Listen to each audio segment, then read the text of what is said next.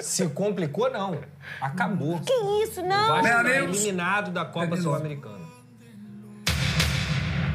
Pedrosa, não é assim. Na Copa do Mundo de Clubes a gente viu muita coisa surpreendente. Não é? A expulsão, são duas coisas, né? Na sua pergunta. Jogar na altitude aqui sempre é difícil. Já tive aqui algumas vezes. Os times brasileiros, quando vêm aqui, sofrem para jogar. O Vasco jogou contra o Melgar na altitude, que é um time infinitamente pior do que o Independente Del Valle, e tomou um empate. Esse grupo de jogadores, que, repito aqui, tecnicamente falando, nem é dos piores, talvez seja o melhorzinho aí dos últimos 5 anos. Esse grupo de jogadores, ele é acostumado a dar vexame. E a gente vai lembrar, desde o ano passado, lá, quando o Vasco foi humilhado pelo Nova Iguaçu, aí depois o Vasco foi humilhado pelo Flamengo, humilhado pelo Criciúma, humilhado nessa temporada pro Vitória. Lembra que o Vitória virou um jogo com 1 a mais? O Vasco foi humilhado pelo Melgar, humilhado pelo Puerto Cabede, que é uma equipe que é semiprofissional na Venezuela. É um time que está acostumado a dar vexame. Então, tudo o que acontece, como aconteceu ontem, não me surpreende. Eu achei que ia ser 4 a 0? Claro que não. Eu achava que o Vasco ia ter condições de vencer o jogo lá? Não tinha. Tanto que eu falei aqui, a missão do Vasco no Equador é não perder. Essa é a principal missão do Vasco da Gama, ou perder de pouco, que aí você consegue trazer o jogo para São Januário. Agora, acabou. O Vasco está eliminado da Copa Sul-Americana por conta, principalmente, da expulsão do senhor Lucas Piton, que foi completamente imprudente naquele momento ali. Depois, das falhas vergonhosas, corriqueiras e costumeiras de Hugo Moura e João Vitor, que não deveriam mais ser titulares do Vasco da Gama. Os dois têm que sentar no banquinho. E o Lucas Piton também, caso o Leandrinho esteja bem, que o Vitor Luiz não. O Leandrinho esteja bem, coloca o Lucas Piton no banco de reservas. O Vasco tem que mudar o perfil desses jogadores. É uma vergonha o que aconteceu ontem, é mais um vexame, é mais uma partida ridícula, é mais uma partida que faz o torcedor do Vasco cada vez mais desgostar do time. E a grande verdade é que se esse perfil não mudar, se essa diretoria também não acordar, presidente Pedrinho, acorda. Porque, sob a sua gestão, não adianta ficar pensando no passado, não adianta ficar pensando no que aconteceu, nos vexames que aconteceram. Sob a sua gestão, você também foi responsável pelos vexames que o Vasco vem protagonizando. E se você não reforçar o time decentemente, você vai ser responsável por mais uma queda do Vasco da Gama. Não tenha ego, não tenha vaidade. Entenda que, fora de campo a gente está tentando fazer um trabalho. Se você não está olhando o campo, uma coisa que eu sempre te respeitei pelas suas opiniões, pelos seus comentários e tudo mais, se você não está olhando o campo, acorda pra vida. Chega de olhar Instagram para bloquear os outros, chega de ficar de vaidade, chega de ego, você tem que pensar exclusivamente no Vasco. Larga o Instagram, pensa no Vasco, vamos começar a contratar jogadores, porque se continuar dessa forma, o Vasco vai continuar virando chacota. Hoje o Vasco é chacota. Essa que é a verdade. O rival, a gente brinca aqui, mas não tem nem mais graça.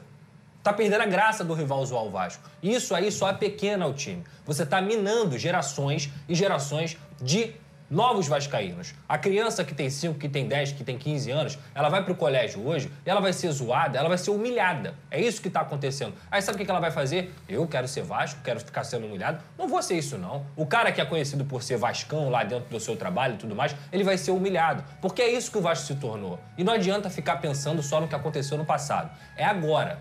Esses jogadores, o técnico Fernando Diniz, o presidente Pedrinho, o senhor Carlos Amodeu, o diretor Felipe, são responsáveis diretos pelo que está acontecendo agora. Se vocês não acordarem, vocês vão acabar de enterrar um clube que já está na lama. Então, cara, cansativo. Vene Casagrande, vamos lá. A gente entende que talvez a gente sempre usa esse ajuste aqui nos nossos comentários em relação aos jogos na altitude, que são muito difíceis. E, obviamente, o jogo foi condicionado depois de você ter um jogador expulso aos 11 minutos do primeiro tempo, foi o caso do Piton. Já na altitude, já era um desafio, já era difícil você ficar com 1 a menos. O fôlego que teve o Vasco foram 37 minutos ali, até sair o primeiro gol no primeiro tempo. Depois, não aguenta mais, fica cansado, não tem jeito. Você acha que não tem mais jeito pro Vasco? E uma outra pergunta, Venê. O que acontece é que a gente já não consegue ajustar o comentário para esse jogo por conta do retrospecto dos últimos jogos, dos números negativos históricos que o Vasco tem apresentado, não só nessa competição e nessa temporada, mas nos últimos tempos.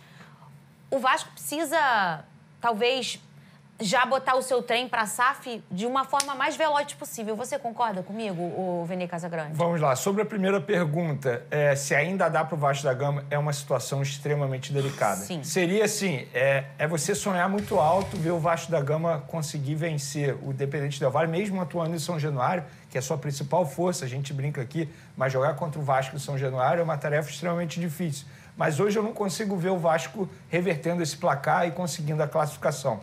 Talvez seja até melhor você focar no Campeonato Brasileiro, pensando no desempenho melhor nessa competição, até para não correr o risco de entrar naquela zona de ficar brigando para não cair. Porque a gente sabe que quando o clube grande entra nessa zona, é um desespero danado.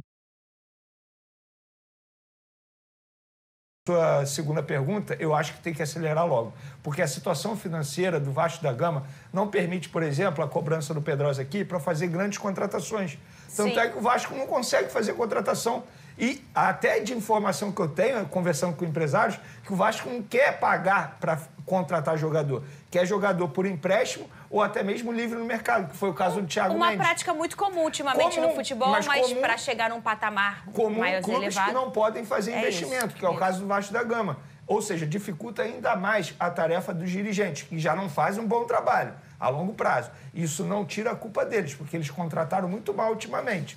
Claro, o Admar Lopes chegou, conseguiu reforços, a permanência do Jardim, a permanência do Coutinho, mas eu não consigo ver o Vasco da Gama sendo agressivo no mercado e melhorando esse elenco e dando a disposição para o técnico Fernando Diniz para ele fazer um grande trabalho. E eu não estou sendo engenheiro de obra pronta. Fernando Diniz no Vasco da Gama foi um risco muito alto pela forma como ele joga. E ele não abre mão das suas convicções. Ele continua fazendo o que o Pedrosa tanto critica, e eu concordo com o Pedrosa, botando o Hugo Moura e recua o Hugo Moura para a zaga. Ele está achando que o Hugo Moura é o André dos tempos de Fluminense. E são jogadores totalmente diferentes. Então, assim, é uma situação muito delicada do Vasco da Gama. É bom abrir o olho, e eu discordo totalmente do Pedrinho quando ele disse que o Vasco tem aí entre top 8 de elenco no Campeonato Brasileiro. A gente está vendo que não tem mesmo. E é bom o Pedrinho, de fato, estou com o Pedrosa. O Pedrinho tem que abrir o olho, porque a situação pode piorar cada vez mais. Ô, Pedrosa, o que você acha que pode ser o cenário daqui pra frente? Eu vou dizer a minha opinião. O cenário foi aquele Vasco que enfrentou o São Paulo? Ou o cenário são esses recortes aí dos últimos 2 jogos? Eu tô falando aí o que a gente pode alcançar com o Diniz. Ele ainda vai ter tempo, esses jogadores ainda vão ter margens, lastros para melhorarem enquanto o seu jeito de jogar. Mas a gente já entendeu que o time inteiro já entendeu como o Diniz joga, isso já tá equalizado. Mas aí o Vasco não dá muita sorte quando pega um Botafogo meio mordido com um coletivo ali de eu preciso mostrar que o meu novo treinador vai dar certo, né? Passar um recado, e um Botafogo potente, que a gente sabe que o Botafogo é um time que está ultimamente brigando por títulos, e depois ele cai numa altitude e perde um jogador aos 11 minutos. Você não acha que talvez faltou um pouco de sorte no cenário dos últimos jogos e daqui pra frente pode ser um pouco diferente? Ou você acha que esse vai ser o recorte daqui pra frente, o cenário daqui pra frente, Pedro? Eu acho que não. Eu acho que vai ser não sempre como o São Paulo, mas mais equilibrado do que esses 2 últimos jogos, nem Pedrosa. lá, nem aqui. Não vai ser a partida maravilhosa que o Vasco fez contra o São Paulo e nem vão ser os desastres que aconteceram contra o Botafogo e Independente Del Valle. Eu também acho que não vai ser desastre. Mas sorte, eu não consigo usar essa palavra não, Fernanda. Teve sorte ou não teve sorte, não teve competência. O Vasco foi incompetente. Isso aí, pra mim, é incompetência, é vexame. Essa que é a grande verdade. Porque contra o Botafogo, o que acontece é o seguinte: contra o Botafogo exclusivamente, eu acho que o Fernando Diniz teve a maior culpa. Contra o Independente Del Valle ontem, pra mim, ele não teve culpa nenhuma. 0 culpa. A culpa é exclusivamente dos jogadores. Por quê?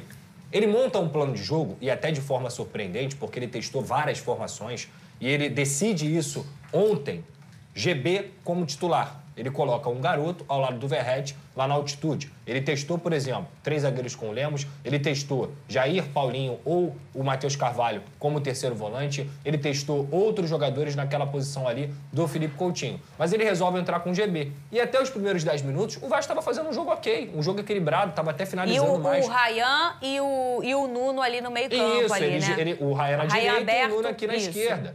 E tá tudo bem. Só que o problema, e aí vou falar novamente, o desastre começou com a expulsão do Lucas Piton.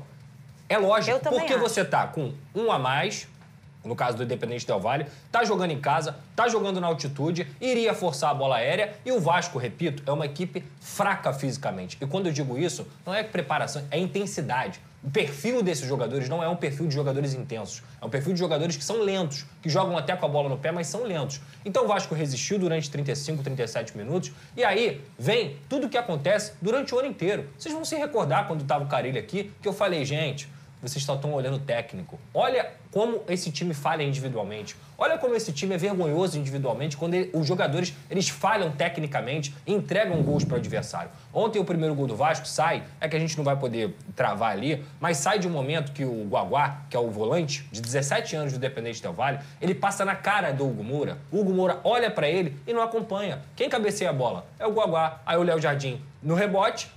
Como foi contra o Botafogo, o João Vitor dorme, não consegue pegar o rebote, 1-0 Independente Del Valle. Volta para o segundo tempo, e aí por que eu tô falando aqui que eu acho que o Diniz não errou?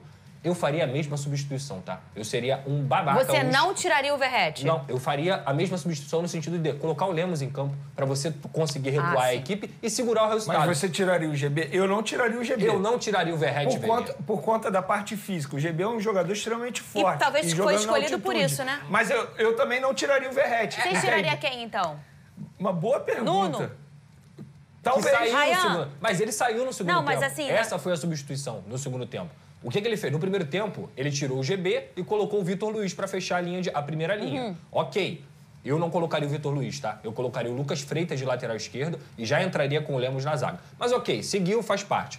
Conseguiu segurar 1-0. 1-0 ainda era um bom negócio. Volta para o segundo tempo, ele tira o Nuno Moreira. Aí sim a gente pode discutir se tiraria o Verratti ou não. Nesse momento do segundo tempo. Sim. Mas é o único jogador que, por exemplo, faz gol no Vasco. Eu vou relembrar aqui, quando o Vasco jogou contra o Atlético Paranaense no ano passado, que o Ryan é expulso e o Verratti faz um gol relâmpago e classifica o Vasco naquele momento ali que leva para os pênaltis. Então, assim, tirar o Verratti também é uma decisão difícil. O que eu disse que eu faria igual o Fernando Diniz era, eu colocaria mais um zagueiro. Eu colocaria mais um jogador para fazer a linha de 5, uma linha de 4 e seguir assim, para poder não tomar gols. Só que assim que ele coloca o Lemos, mais uma vez, o Hugo Moura participa de forma bizonha do lance. Ele cabeceia uma bola para cima, na entrada da área, aí o jogador do Independente Del Valle tem todo o espaço do mundo para finalizar, 2-0. 2 minutos depois, o Lemos falha também por falta de ritmo de jogo, por estar jogando na altitude.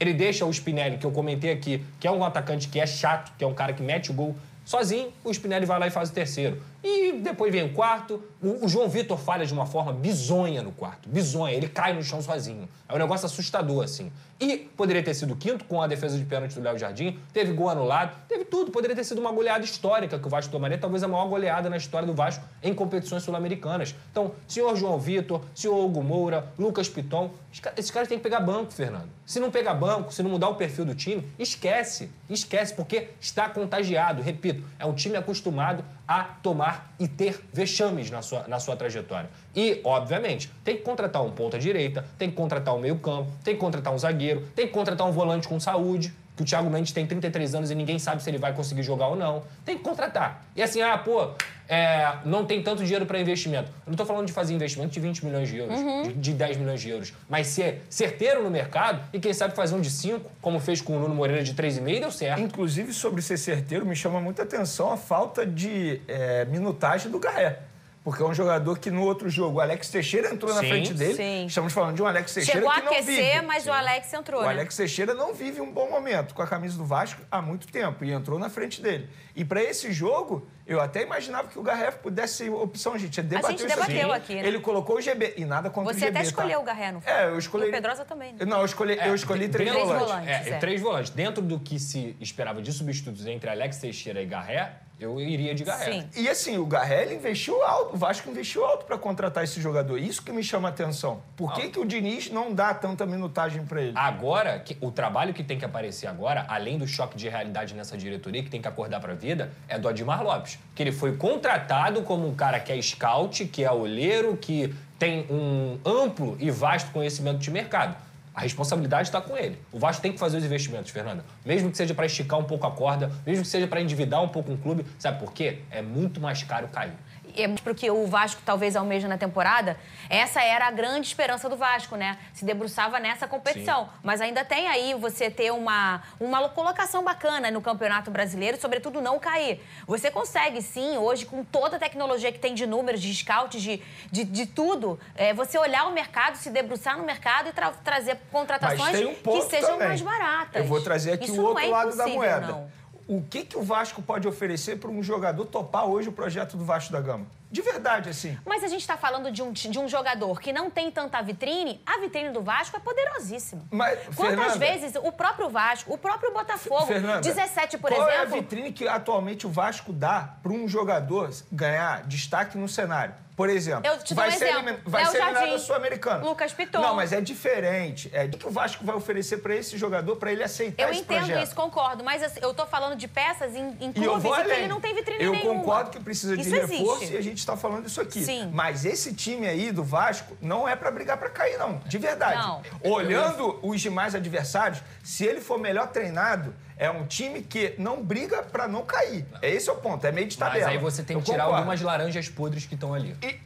Que prejudicam o Vasco constantemente. É o que eu tô falando. Eu vou te falar um, e eu não vou ser engenheiro de obra pronta, tá? O zagueiro João Vitor. Na ocasião aqui, quando o Cruzeiro fez proposta, eu falei, é o momento de você recuperar parte do valor investido por um jogador que não entrega dentro de campo. E o João Vitor não entrega, gente. O Pedrosa está extremamente certo quando ele critica a partida do João Vitor. E não só essa partida, porque o que ele vem fazendo é um tremendo absurdo. Você vê a postura dele dentro de campo, eu critico a postura dele. Parece até que ele está ali por que está fazendo um favor em jogar com a camisa do Vasco, não mostra vontade, não fica irritado quando toma um gol. Ele está achando normal tudo que está acontecendo com o Vasco da Gama. O João Vitor é um bom exemplo. Sabe qual é o pior?